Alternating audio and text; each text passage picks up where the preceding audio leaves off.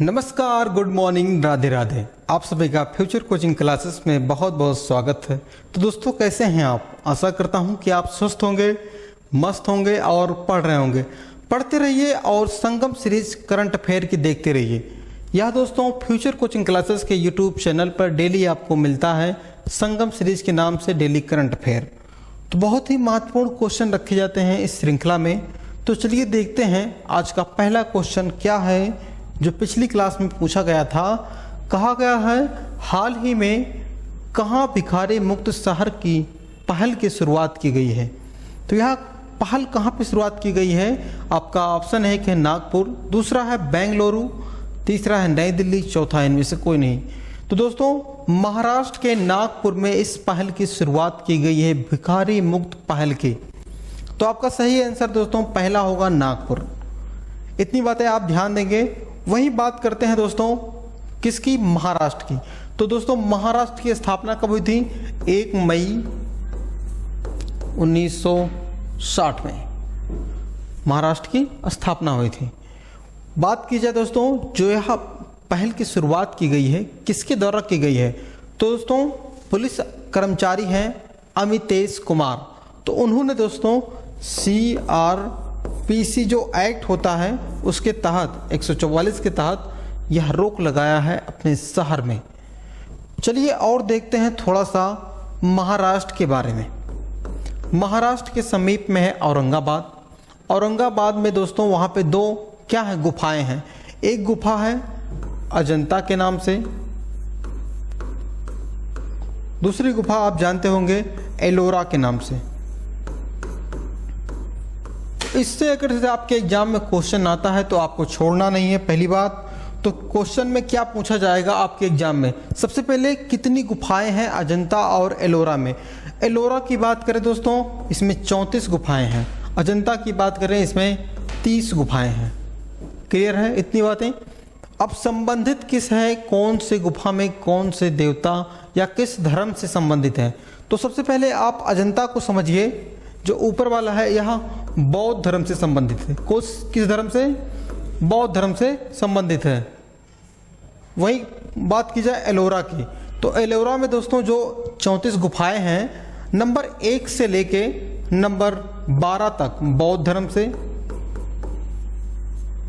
वही बात की जाए दोस्तों 13 से लेके 29 तक हिंदू धर्म से, और 30 से लेके 34 तक किस धर्म से? जैन धर्म से संबंधित हैं। इतनी बातें आप ध्यान देंगे धर्म से संबंधित जो गुफाएं हैं। बात आती है इन दोनों को गुफाओं को यूनेस्को विश्व धरोहर में कब शामिल किया गया था? तो आप ध्यान देंगे एक ऐसा समय था जहां पे बहुत से विश्व धरोहरों को शामिल किया गया था 1983 में। अजंता, एलोरा, ताजमहल सबको शामिल किया गया था 1983 में। इतनी बातें आप ध्यान देंगे। वहीं एक क्वेश्चन और बनता है नागपुर से। नागपुर में कांग्रेस का कौन सा अधिवेशन हुआ था? तो कांग्रेस का 1920 में अधिवेशन हुआ था नागपुर के, जिसकी अध्यक्षता की थी CV राघवाचार्य ने। ठीक है, इन्होंने इसकी अध्यक्षता की थी। वही बात की जाए मुंबई में कांग्रेस का स्थापना भी हुआ था मुंबई में। इतनी बातें क्लियर हो गई। चलिए देखते हैं हम अपना अगला क्वेश्चन। चलिए देखते हैं अपना पहला क्वेश्चन। कहा गया है हाल ही में किस IIT के वैज्ञानिकों ने नई जीवाणुरोधी, जिसका नाम है दोस्तों IITR 00693 की खोज की है? तो आपका पहला ऑप्शन है IIT दिल्ली, दूसरा है IIT रुड़की, तीसरा IIT कानपुर, चौथा है इनमें से कोई नहीं। तो प्यारे दोस्तों मित्रों, आपका सही आंसर क्या होगा? IIT रुड़की। तो IIT रुड़की के वैज्ञानिकों ने खोज की है इस जीवाणु की। वही बात आती है IIT रुड़की की, तो इसकी स्थापना कब हुई थी? तो दोस्तों IIT रुड़की की स्थापना हुई थी 1847 में। IIT रुड़की जो है दोस्तों, यह नाम आप ध्यान देंगे कब से प्रचलन में आया। पहले जो ये देखते हैं IIT रुड़की, आप इसका नाम IIT रुड़की नहीं था। एक विश्वविद्यालय के तौर पर इसकी स्थापना हुई थी 1847 में। और दोस्तों आप ध्यान देंगे 21 सितंबर 2000 को, कब? 21 सितंबर 2001 को आईआईटी रुड़की का नाम रखा गया, उस विद्यालय का नाम बदलकर आईआईटी रुड़की कर दिया गया। ठीक है, इतनी बातें। आगे चलें दोस्तों, कुछ महत्वपूर्ण क्वेश्चन जैसे बनेंगे। टोटल आईआईटी कितने हैं भारत में? टोटल आईआईटी कॉलेज कितने हैं? तो दोस्तों आप ध्यान देंगे, टोटल 23 आईआईटी कॉलेज हैं। वही बात की जाए, भारत का पहला आईआईटी कौन था? आईआईटी खड़गपुर। कौन था? आईआईटी खड़गपुर। ये है कहाँ पे दोस्तों?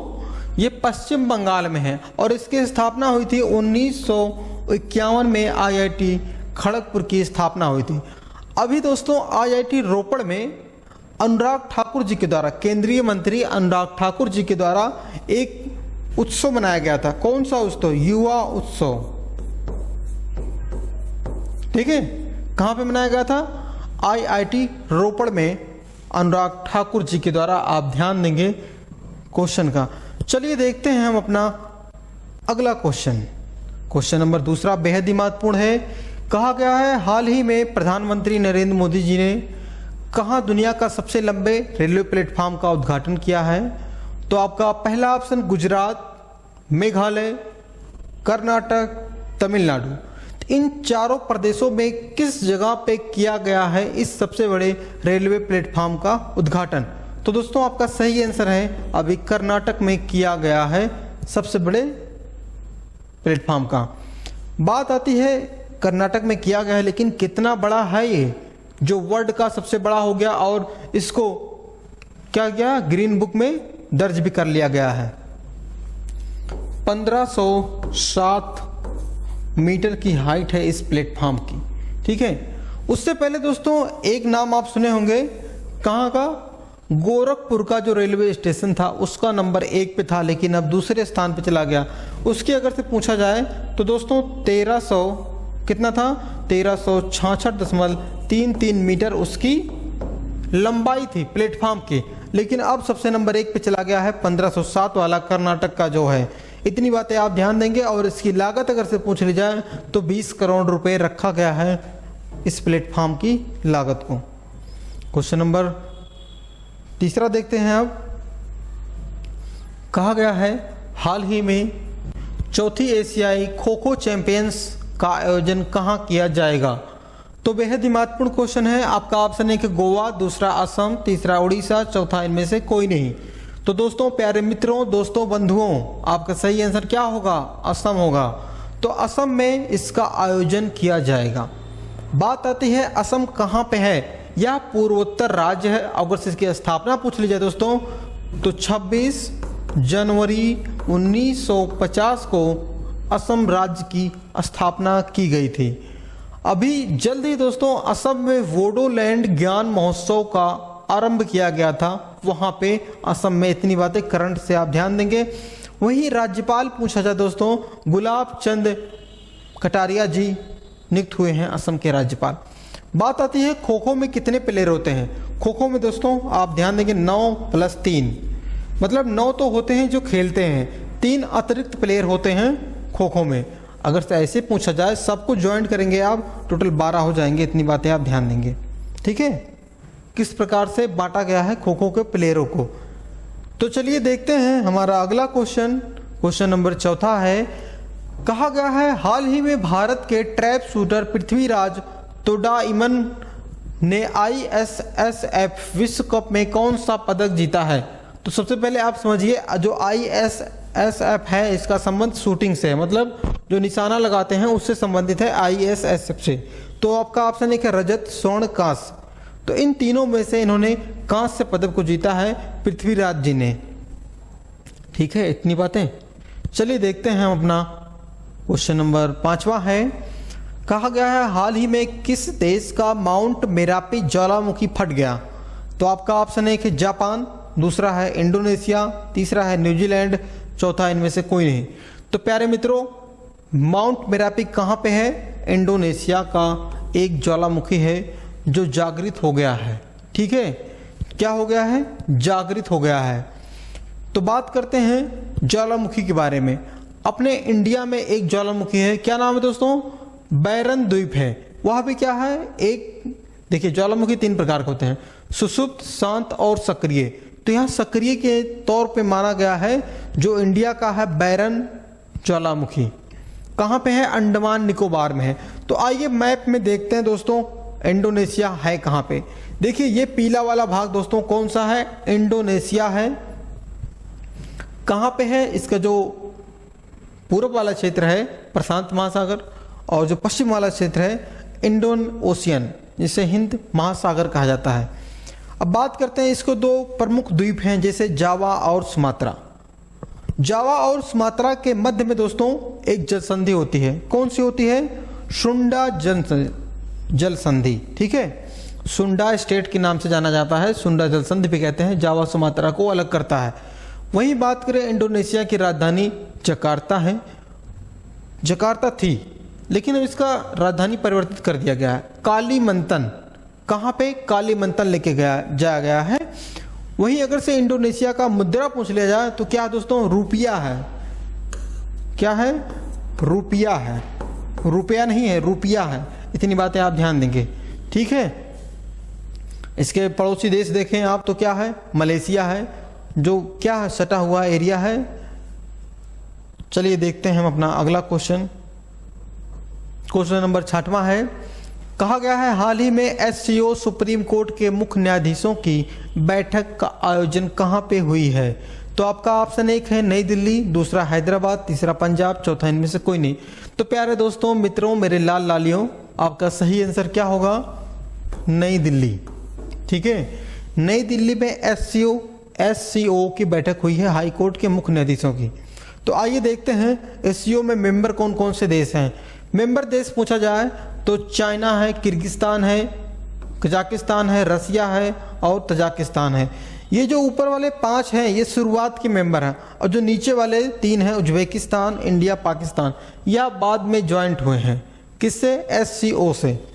इंडिया की बात करें 2017 में यहाँ ज्वाइन हुआ एससीओ में। ठीक है, देश टोटल कितने हैं? 8 हैं। वही बात की जाए पर्यवेक्षक देश कौन कौन से हैं? अफगानिस्तान, बेलारूस, ईरान और मंगोलिया। ये जो 4 हैं दोस्तों पर्यवेक्षक देश के तौर पे काम करते हैं एससीओ के। आगे देखते हैं हम। क्वेश्चन नंबर 7वां है। हाल ही में केंद्रीय मंत्री नितिन गडकरी ने कहाँ मेथेनॉल से चलने वाली बसों का अनावरण किया है?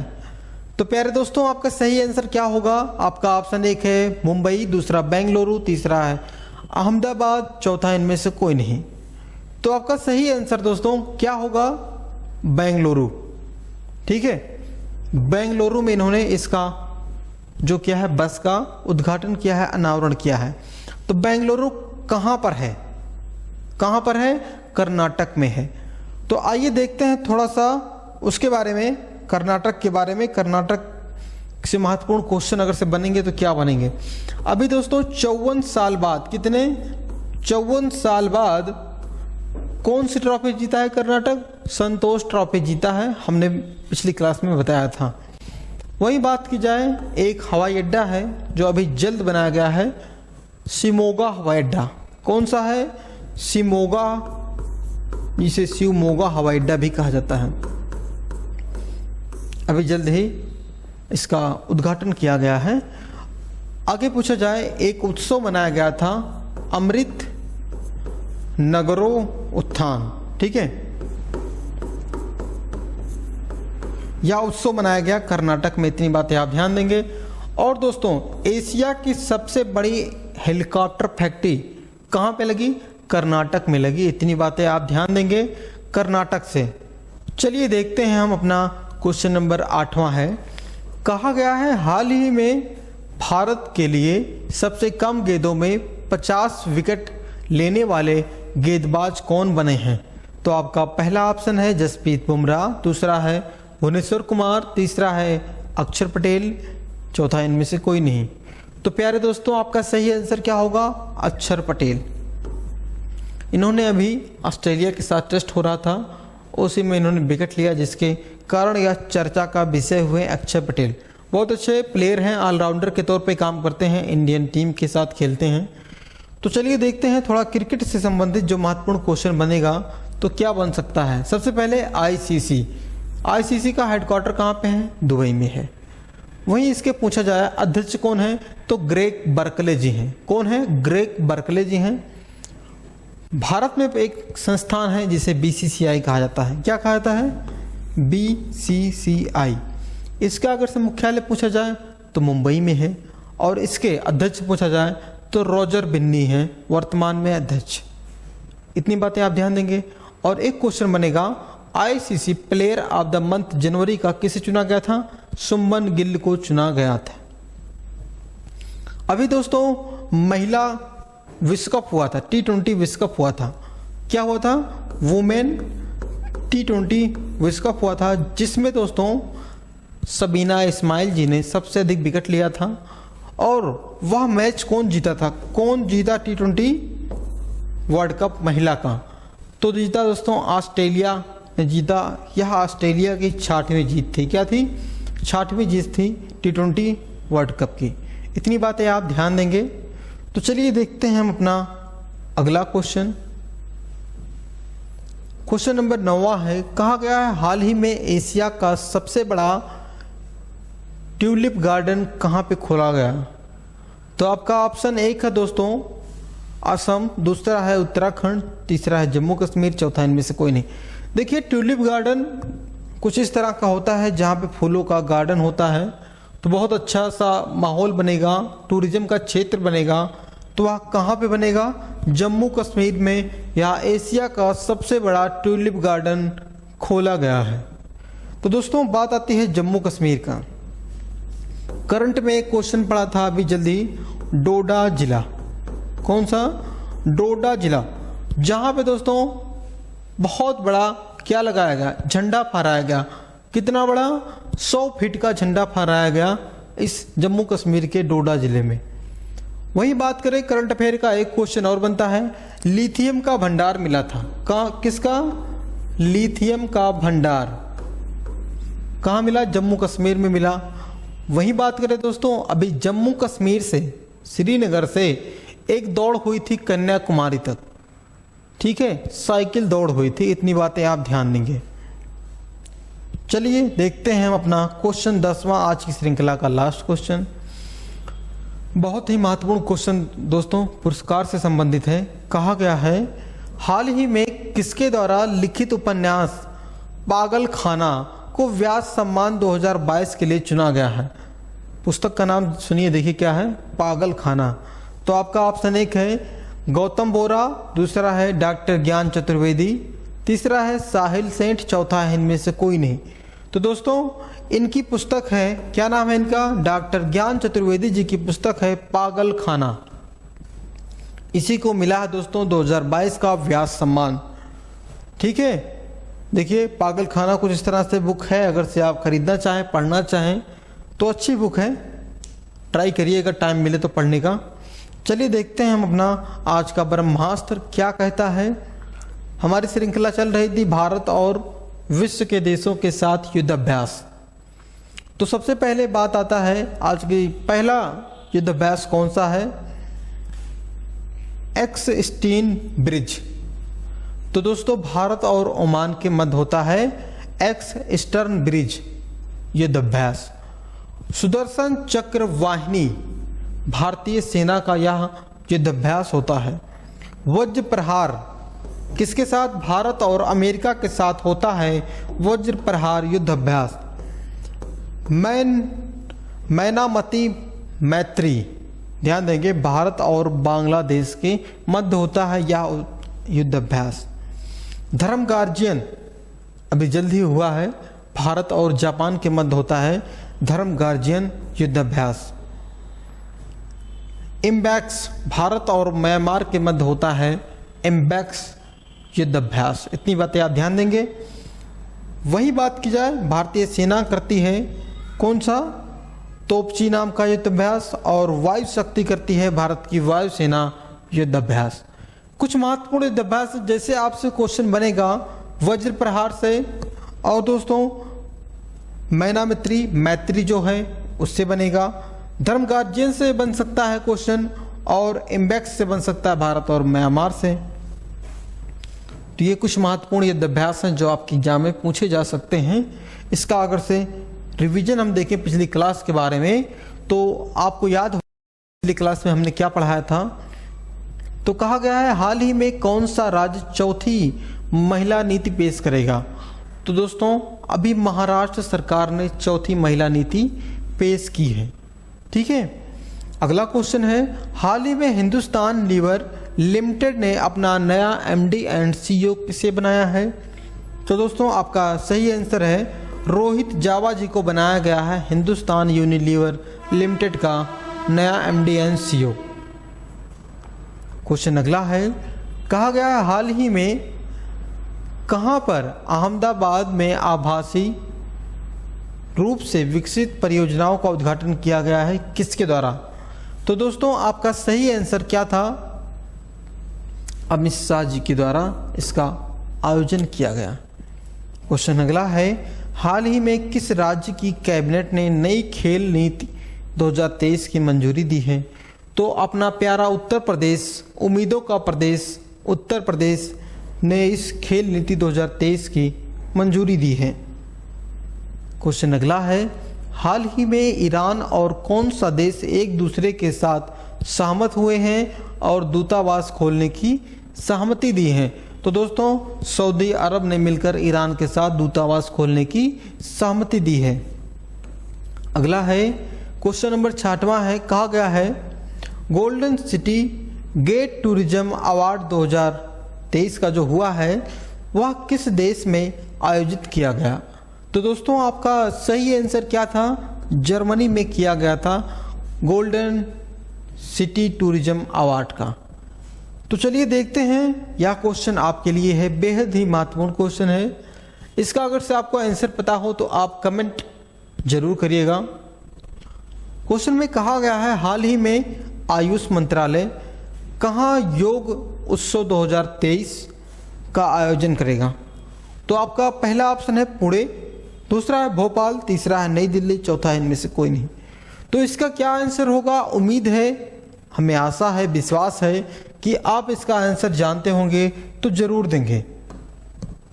अगर से अभी तक आपने हमारे इस चैनल को सब्सक्राइब नहीं किया है तो सब्सक्राइब जरूर करें और जुड़े हमसे फ्यूचर कोचिंग क्लासेस के माध्यम से। हमारे चैनल पर अगर से आपको वीडियो अच्छा लगता है तो सभी वीडियो को लाइक करिए और शेयर जरूर करिए, जिससे लोगों को पता चले किस प्रकार से यहाँ पे कंटेंट दिया जाता है। और अपने दोस्तों को बताइए, शेयर करिए। जब तक ले आप शेयर नहीं करेंगे तब तक लोगों को पता नहीं चलेगा यहाँ पे क्या होता है, क्या पढ़ाया जाता है। तो मिलते हैं नेक्स्ट क्लास में, पढ़ते रहिए, मस्त रहिए। जय हिंद, धन्यवाद।